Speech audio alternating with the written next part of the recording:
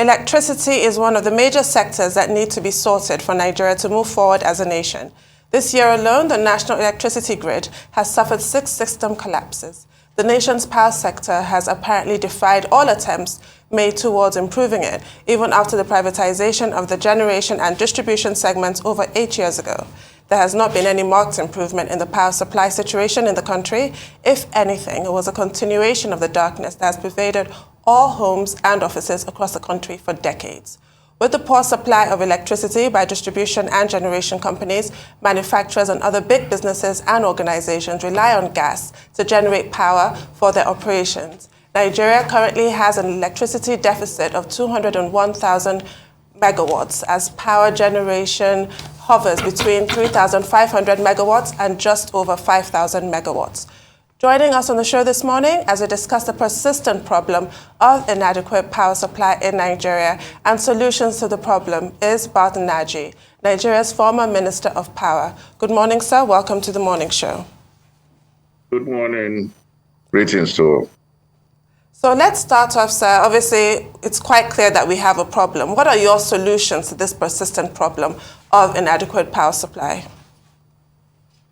Well, thank you. My solution is what we're doing in Aba, because I feel that the government has to address the entire system, the entire value chain. But for us in the private sector, we have to be able to bring the solution that we have capacity to do, which is, in our own case, we set up a model.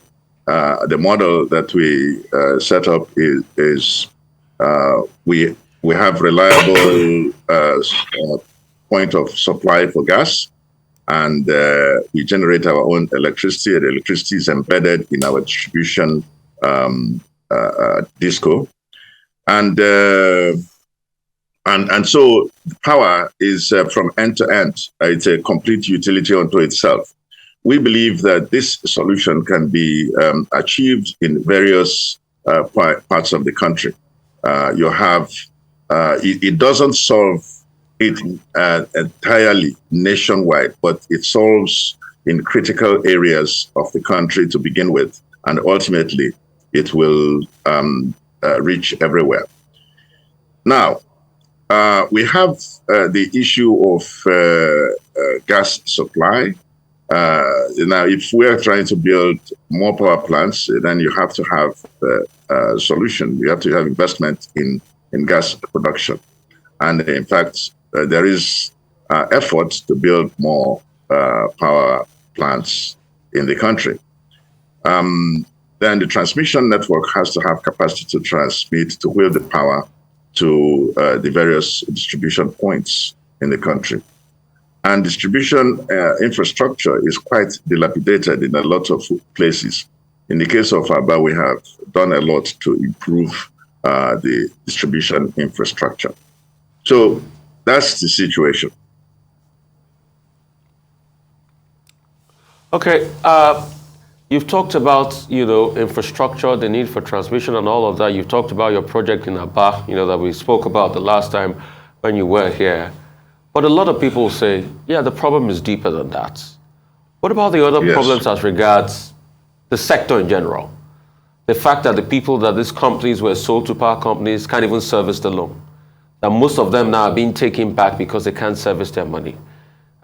Some other people talk about cost-reflective tariff. That's another one. So talk me through those myriads of problems.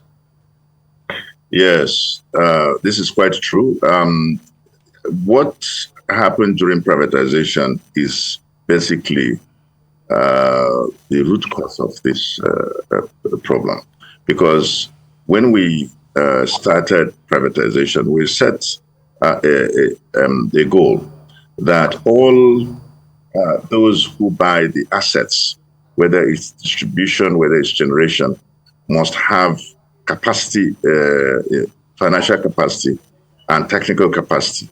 And ultimately, by the time I left the government, eventually it wasn't done like that. So a lot of people a lot of companies that acquired the distribution infrastructure particularly didn't have this financial capacity to invest to improve the network and the collection system. So while the distribution facilities were acquired based on average technical collection and commercial losses, the reduction of them, this hasn't actually been achieved. Hasn't been achieved because there had not been enough investment by the distribution companies that acquired them.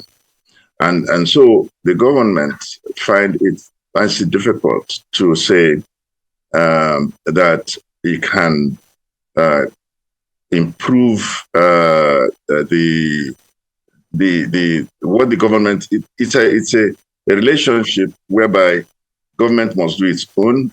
The distribution companies must do their own, and the distribution companies need to invest. Then the government must continue to try to meet the requests of the distribution companies. But this is not happening.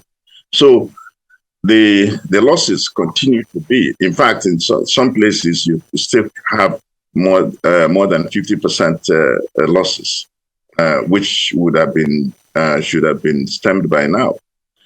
So this is a serious problem. Then you have issues of the forex being continuing to erode. People are receiving the electricity payments in Naira.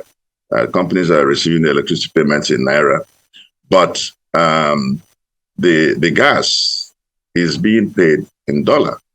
And this really has to change. There's no way this can sustain, because when we started our project, diesel, for example, was selling at 26 Naira to the dollar. 26 was selling at 26 cents. That was the selling price of diesel. Everything has now totally changed. The dollar was exchanging at about 100 Naira to the dollar, somewhere in that range when we started our project. Now it's closer to 600. So if we now say that companies that produce electricity must pay in dollar, it's not going to sustain. We're going to have serious problem. So generation companies will not be able to generate electricity and be able to have that cost-reflective tariff. It's a serious problem. So the entire sector needs to be looked at in terms of being able to address the entire value chain. And I know that there's effort on the part of government to do this, but it needs to be really seriously addressed now. Okay, Prof, I'll just take you back to the beginning, like you mentioned.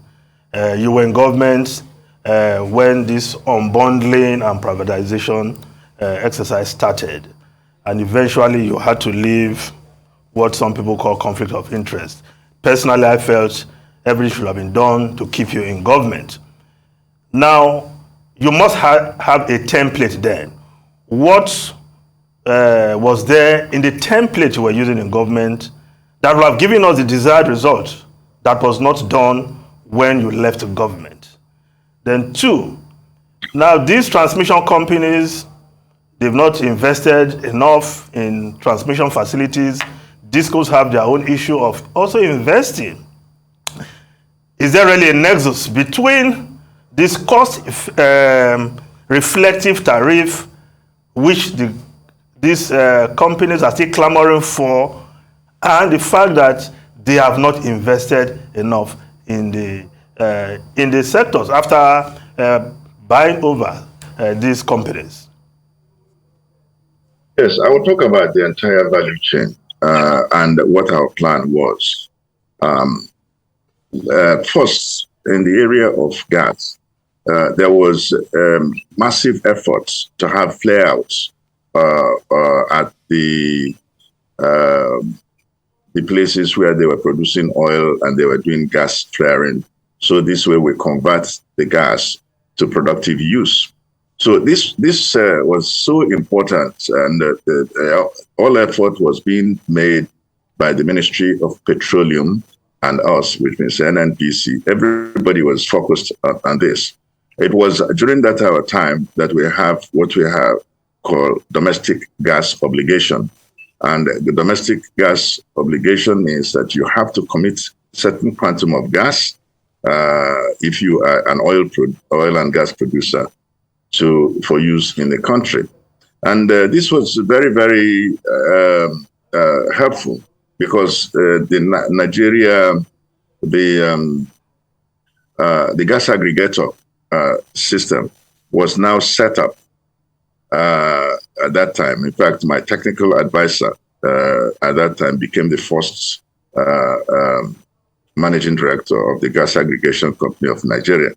So the effort was, let us massively increase gas production to support our plan for power generation. We had planned at that time to go year on year, increase 10,000 megawatts of power production in the country, because in the Ministry of Power, we looked at Nigeria as a country comparable to Brazil. And a country comparable to Brazil would have to have at least 100,000 megawatts. South Africa, which you know the population of South Africa, was producing more than 50,000 megawatts at the time. So we would have to go for 100,000 megawatts if we would really want to be a major economy in Africa and the world. So power generation would have to be in that range. And we went out to seek companies like General Electric, Siemens, etc., to come and partner with us. I signed agreement with General Electric president, chairman, and also president of Siemens to partner with us for 10,000 megawatts each and renewable. So we had that. So, and the transmission, in the case of transmission, we said we have to also go to have a super grid. We got this approved at the Federal Executive Council. Nobody remembers super grids today, but it was intended to have a way to have grid system looping the country that would be able to take the kind of power coming from Mambila, which would be over 3,000 megawatts of power. And the only way you can have that is to have a transmission system that will take it.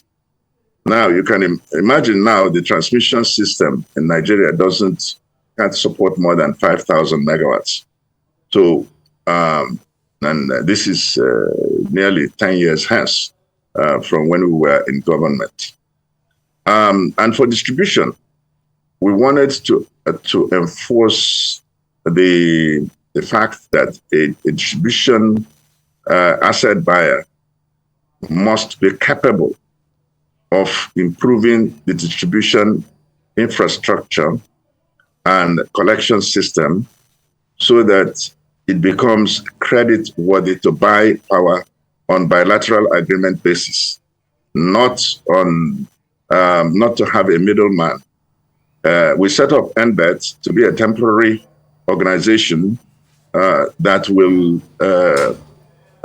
give credibility to the system so that the power producers should have government as backstop for that they sell to distribution companies. But it's only temporary because distribution companies are supposed to be. Okay, sir. I mean, thanks so much for your insight. We'll come back. We'll take a short break and we'll come back to you, sir.